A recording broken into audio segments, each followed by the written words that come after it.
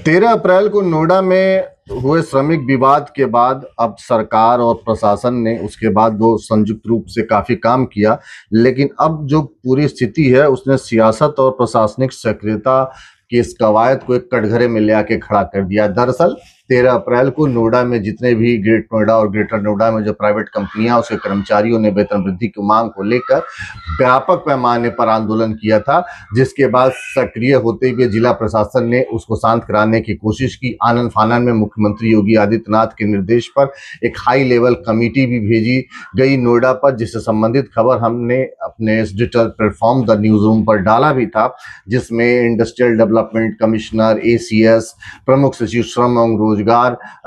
MKS Sundaram सहित श्रमिक संगठनों के जो प्रतिनिधि हैं वो और लेबर कमिश्नर, ये सब लोग शामिल थे। इन लोगों ने कई चक्र में वहां नोएडा में जो श्रमिक हैं, श्रमिक संगठन है, उनसे बात किया और इसके बाद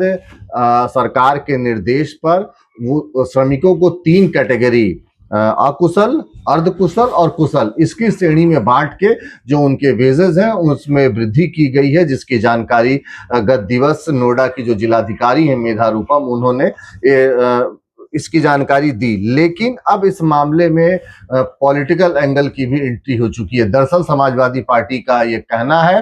कि सरकार ने श्रमिकों का जो ये आंदोलन था, जो उनकी नौकरी, उनकी रोजमर्रा के जीवन, उनके दैनिक जीवन यापन से जुड़ा था, इसका जो आंदोलन था इसको दबाने के लिए पुलिसिया बल का इस्तेमाल किया, लोगों के साथ अन्याय हुआ है। और अब उत्तर प्रदेश विधानसभा में जो नेता प्रतिपक्ष हैं माता प्रसाद पांडे, उनकी अगुवाई में एक 10 सदस्यीय प्रतिनिधि मंडल कल यानी 17 अप्रैल को जाएगा नोएडा और वहां जो इस पूरी घटनाक्रम में जो पीड़ित परिवार हैं या जिनको पुलिस ने डिटेन किया है, कस्टडी में लिया है या जिनकी अभी तक रिहाई नहीं है, उनसे मिलेगा, मजदूरों से मिलेगी। और उनका कहना है कि खासकर नोएडा फेज 2 में जो मदरसन इंडिया लिमिटेड है, वहां पर जो कर्मचारी उनके